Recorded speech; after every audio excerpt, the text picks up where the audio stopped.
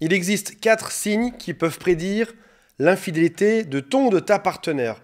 C'est dur à entendre, c'est dur à concevoir, mais ce sont des études qui sont tellement grosses qu'on ne peut pas les contredire. On ne peut pas dire, tiens, là j'ai un doute. C'est-à-dire que de manière évidente, s'il y a ça dans ton couple, l'autre, statistiquement, a d'immenses chances de te tromper. On ne parle pas de « il a cligné 2 fois à droite de l'œil, elle s'est touché les cheveux à gauche ». Non, c'est vraiment des signaux qui sont évidents. Avant de démarrer, j'aimerais juste vous rappeler quelque chose, c'est que ceux qui trompent ne sont pas toujours ceux qu'on pense, malheureusement. On peut avoir l'image, quand on pense à tromperie, d'un homme très séducteur, latino, italien, avec, je sais pas, des grands cheveux, des bagues de partout, qui serait un bon baratineur. Une étude de 2019 sur Glidden dit que, par exemple, la femme qui trompe, alors j'ai pris l'exemple de la femme parce qu'on a souvent l'image de l'homme qui trompe, alors qu'en réalité, hommes et femmes trompent pareil. L'image moyenne de la femme qui trompe, elle a 37 ans, désolé si ta femme a 37 ans ou si tu as 37 ans. Elle est cadre supérieur, citadine, mariée depuis plus de 5 ans, mère de 2 enfants de signe Sagittaire. Donc ils ont compilé 1 million de fiches pour trouver ça. Elle mesure 1m65 avec des petites rondeurs, personnalité ambitieuse, active, généreuse, indépendante, brune. Et elle s'appelle, non, je ne sais pas comment elle s'appelle, mais tout ça pour te dire que ceux qui trompent n'ont pas toujours le profil à ça. Je ne veux pas créer une paranoïa, mais il faut juste admettre que oui, ça existe. Les femmes avouent à 33% avoir déjà été infidèles dans leur vie, contre donc 33% récemment, contre 24% en 2001, contre 10% en 1970. Les hommes, j'ai cherché, il y a beaucoup d'études dessus aussi, l'avoueraient à 42% avoir été infidèles. On peut aussi mettre ça par rapport à d'autres études qui montreraient que dans le cadre d'une interview, les hommes diraient un peu plus souvent la réalité que les femmes sur ce genre de sujet. Donc on sent bien déjà que les chiffres sont proches. Alors quelles sont les raisons pour lesquelles quelqu'un trompe? J'ai envie de te dire que de notre point de vue, c'est pas très important aujourd'hui, qu'importe. Peut-être qu'on fera d'autres vidéos sur le sujet après.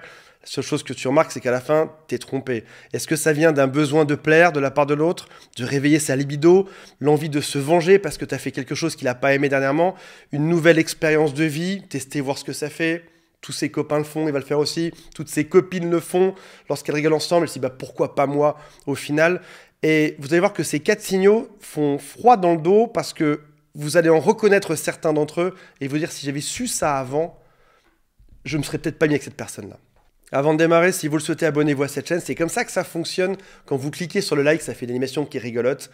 Il y a aussi 2 quiz. Le premier s'appelle « Est-ce que cette personne est perverse, narcissique ou pas ?» Le deuxième « Est-ce que mon couple va durer ?» C'est juste sous cette vidéo. Commençons par le tout premier. Il y a un dicton qui dit « Trompeur un jour, trompeur toujours », qu'on pourrait mettre aussi au féminin. Et là, on parle d'une immense étude qui recense 5 années de statistiques, de données, et 1600 personnes. Quand ça dépasse les 1000 personnes, ça devient extrêmement sérieux. Une personne est 3 fois plus susceptible de tromper l'autre si elle a déjà trompé dans le passé. Donc, lorsque ton copain ou ta copine te raconte sa vie d'avant et qu'il y a eu des tromperies, on n'est pas sur plus 3%, plus 10%, plus 15%, ni même sur plus 30%. On est sur un x3, ce qui est juste gigantesque. Il l'a fait. Il y a 3 fois plus de chances qu'il le refasse parce que finalement, le comportement est banalisé. Il l'a déjà fait, il a vu que c'était pas si grave que ça. Cette étude est intéressante parce qu'elle arrive avec d'autres informations au final, comme typiquement, une personne est 2 à 4 fois plus susceptible d'être trompée si elle a déjà été trompée. Donc lorsque quelqu'un te dit « c'est fou, j'ai été trompé dans toutes mes relations précédentes », si c'est le cas, tu as 2 à 4 fois plus de chances qu'en effet ça se reproduise par la suite. On en parlera dans une autre vidéo. L'autre information que je trouve intéressante, c'est qu'une tromperie ne réside pas dans une seule caractéristique, mais dans plusieurs choses. Typiquement l'âge, les expériences du passé, l'endroit où tu te trouves, les fréquentations que tu as, c'est une multitude de choses qui s'accumulent qui donnent ce genre de comportement. Deuxième indicateur que l'autre a plus de chances de te tromper, c'est ce qui s'appelle le body count, un mot qui est devenu très à la mode pour dire avec combien de personnes tu as eu des relations intimes dans toute ta vie. Body, le corps, et count, le fait de compter le nombre de corps. Plus tu as eu de partenaires, plus l'acte est banalisé. Ça veut dire que plus tu as eu de rapports ou d'expériences intimes dans ta vie, plus tu as de chances de tromper que tu sois un homme ou une femme. Cette étude a été faite avec, pour référence, une femme, alors dans ce cas-là, ça a été pris avec les femmes, une femme mariée qui a eu un seul partenaire dans toute sa vie. Elle a eu un seul partenaire dans toute sa vie, elle n'a que 1,9% de chance de tromper son partenaire. Et si on arrive sur la suite, si jamais elle a eu 2 à 4 partenaires dans sa vie, il y a 6 fois plus de chances qu'elle trompe son mari. De 5 à 10 partenaires, on arrive à 10 fois plus de chances. Et on va arriver jusqu'à la fin. Si jamais une femme a eu plus de 20 partenaires, elle a 16 fois plus de chances. Donc si vous faites vos calculs, on est donc bon. On a 16 fois plus de chances que quasiment 2%. On arrive sur 30% de chances. Une femme, et pour les hommes, j'imagine que c'est la même chose, alors que cette étude n'en parle pas, mais on est probablement dans le même genre de gamme de référence. Plus de 20 partenaires, c'est-à-dire que tu as une chance sur 3 que l'autre aille voir ailleurs. Alors gardez en tête que ce sont des statistiques, 30%, ça ne veut pas dire tout le monde, c'est-à-dire que juste tu as 30% de chance que l'autre te trompe, c'est pas non plus 100%. Troisième chose à regarder, c'est l'historique familial. Typiquement, est-ce que son père a été infidèle ou est-ce que sa mère a été infidèle? Parce que derrière, quand ta mère l'a fait ou quand ton père l'a fait, indirectement, de manière transgénérationnelle, ça te donne la permission de le faire. C'est éventuellement la reproduction d'un modèle familial.